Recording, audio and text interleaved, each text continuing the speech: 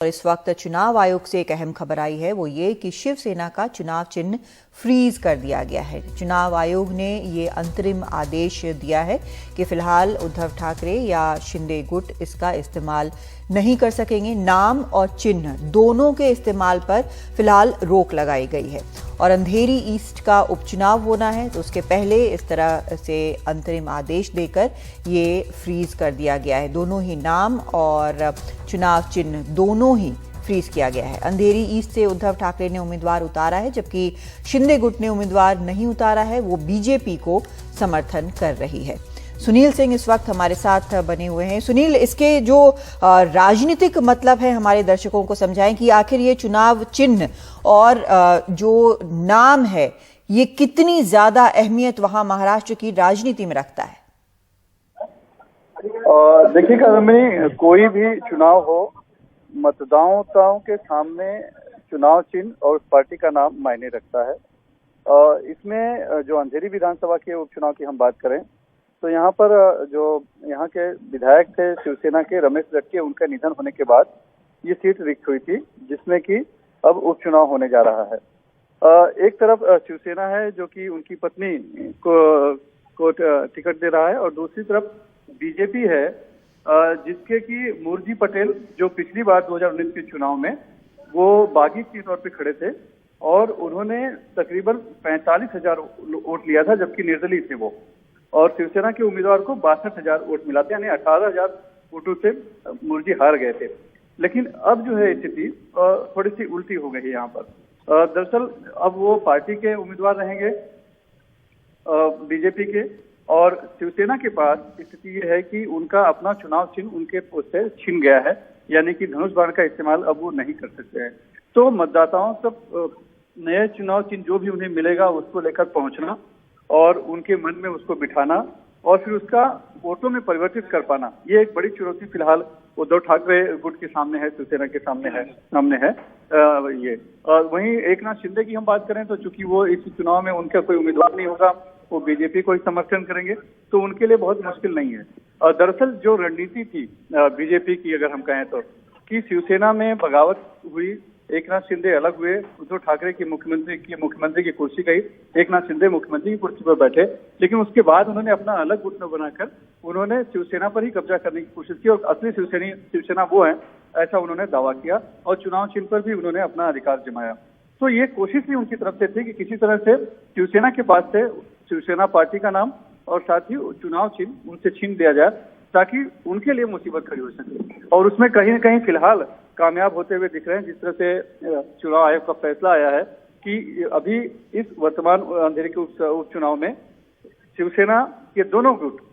न तो शिवसेना नाम का इस्तेमाल कर सकते हैं, न तो चुनाव चिन्ह का इस्तेमाल कर सकते हैं, धनुष बाण का। तो एकनाथ शिंदे तो चूंकि लड़ ही नहीं रहे हैं, उनका गुट लड़ नहीं रहा है, तो उनके लिए बहुत मुश्किल नहीं है। वो चाहते ही यही थे कि कहीं कहीं फ्रीज हो जाए। तो इस पूरे मामले में राजनीतिक तौर पर देखें तो कहीं न कहीं सहमत के दृष्टि से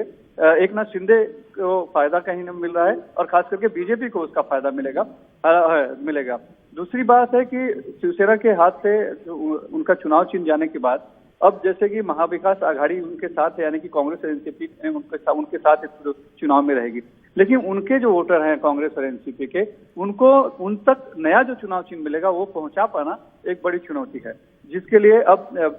उद्धव ठाकरे गुट को नई रणनीति तैयार करनी होगी। हालांकि पहले तो उन्हें 10 अक्टूबर तक नया चुनाव चिन्ह जो है 3 ऐसे जो विकल्प उन्हें देने हैं, फिर वो उन्हें अलॉट होगा और उसके बाद फिर लोगों तक पहुंचाना तो बहुत मुश्किल काम एक तरह से हो गया है। और चुनाव है और उनके पास वक्त बहुत कम है, तो स्वाभाविक तौर पर इस पूरे मामले को लेकर देखें तो राजनीतिक से चुनौती जो है वो उद्धव ठाकरे गुट के पास के सामने है और एकनाथ शिंदे गुट अपनी रणनीति में कहीं न कहीं उसको फायदा मिलते हुए दिख रहा है, सफल होते दिख रहा है। और खास करके बीजेपी, अगर माना जाए कि बीजेपी सबके पीछे है, तो बीजेपी को इसका फायदा कहीं न कहीं मिलता दिखेगा। जी, लेकिन सुनील, ये ना सिर्फ जो आपस में जो हो रहा है उसका उसी सिलसिले में एक और ये समस्या है, बल्कि ये आगे के लिए भी एक मुश्किल खड़ी करेगा। हालांकि चुनाव आयोग का ये अंतरिम आदेश है, जब तक कि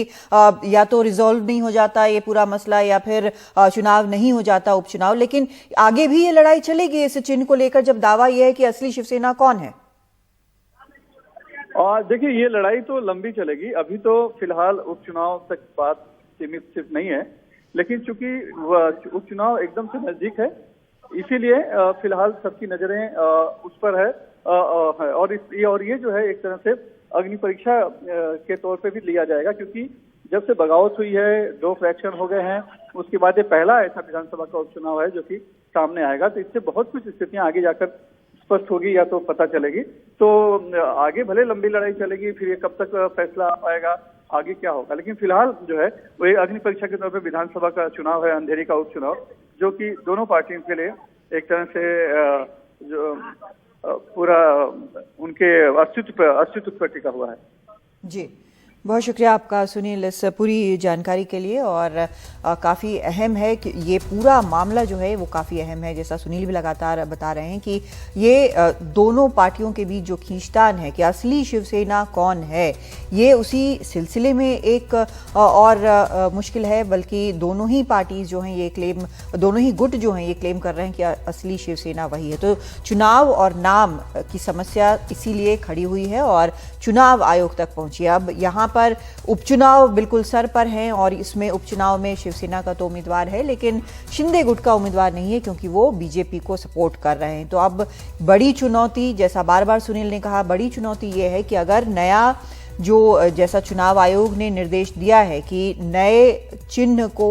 उन्हें चुनना पड़ेगा, नए नाम को उन्हें चुनना पड़ेगा, तो वो अपने वोटरों तक कैसे पहुंचाएंगे हर जगह जहां पर न जाने कितने वर्षों से शिवसेना, उसका चिन्ह जो है ठाकरे परिवार के साथ जुड़ा हुआ है, और उसमें ये बदलाव जो है वो किस तरह से और क्या रंग दिखाएगा, ये एक बड़ा सवाल बना हुआ है।